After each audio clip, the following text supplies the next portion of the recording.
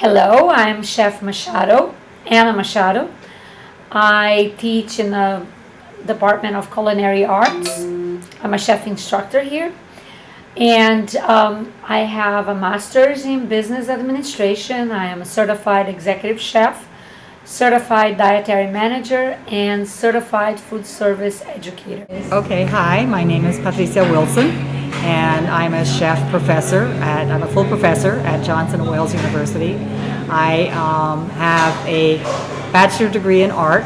I have a master's in fine arts and painting. I have a master's in education from Bank Street School of Education, and my PhD is in art education from NYU.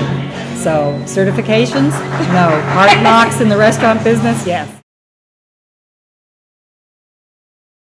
Okay, well, my background in culinary, I always like to cook, but all my degrees are in art. Okay. And I'm an artist, and I have a studio, and I do art. My PhD is in art. I have a master's in fine arts and painting. But I always enjoyed cooking. When I moved to New York City to become a famous artist, I started doing some cooking on the side, on street fairs and things like that. My first job was in a place called Popover Cafe, which is on the Upper West Side of Manhattan.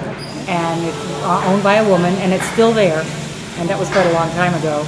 And that was my first official kitchen job. Mm-hmm. I was born and raised in Rio de Janeiro, Brazil. And at the age of 21, I went to England to learn English.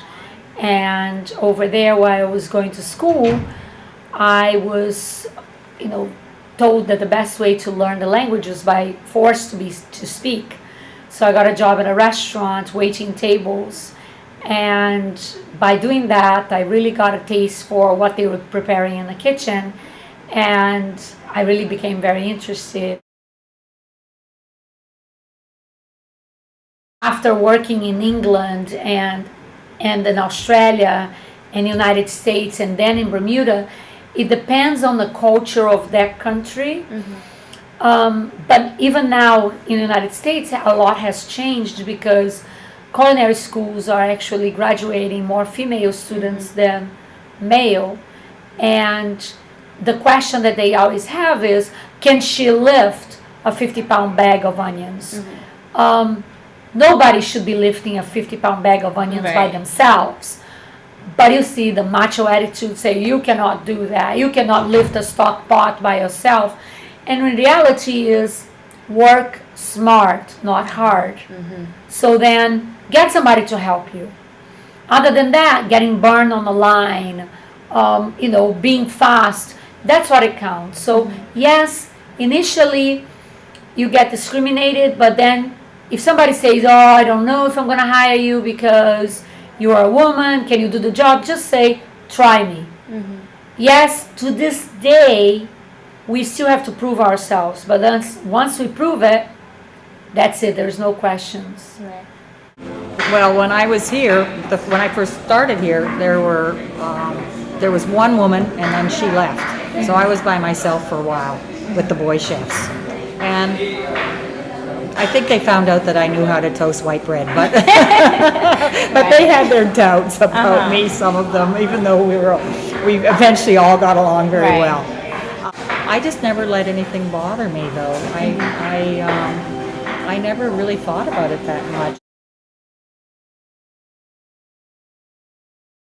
It's different when I'm teaching than when I had the restaurant. Mm-hmm. I mean, I had a very, very good staff when I had Bistro Gambaro, and they started with me, and we're still friends, and they stayed with me right up till I sold. Right. And as a matter of fact, my server came to visit me in Paris this summer. He's living now in Rome. Mm-hmm. And we're talking, when I close, we're talking, this is my 17th year, so It's a long time. A while ago.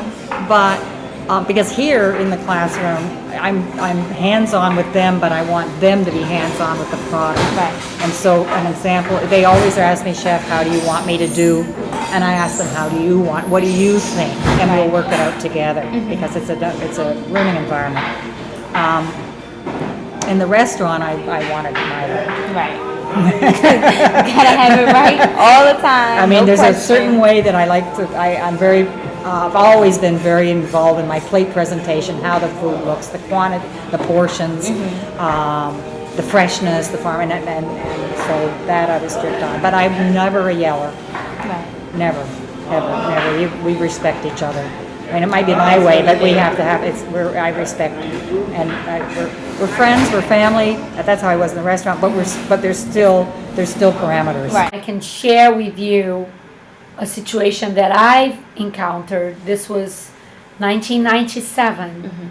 I was hired as the executive chef for Adobe, the corporation that produces software. They had 700 employees at the time. Now it's a lot more, but at the time when I was hired, I was feeding 700 employees per day. And I had a crew of 20 cooks in the kitchen. I was hired, the 20 cooks were already there. So when I came in, they were very wary, what does she know? She cannot know more than we do. How come she got the executive chef position? How come none of us was offered that position? And so on. So they already had that mentality. So right off the bat, they wouldn't respect me. So I figure out, because of course they were not telling me that on my face, but I figure out what was going on. And the following week that I was hired, 3 calling sick on the same day. And not having 3 cooks when you're serving 700 people, it can be a challenge. And I jumped on the line that day, and I was, all right, I'll take their position. And I was cooking as if there were 3 cooks there, because I knew that was the opportunity that I had to show that, don't mess with me, I can do your job plus your job plus your job at the same time. Once they saw that I did that, they would say, yes, chef, whatever you need, because they realized why I was hired. It was because I could do the job. Right.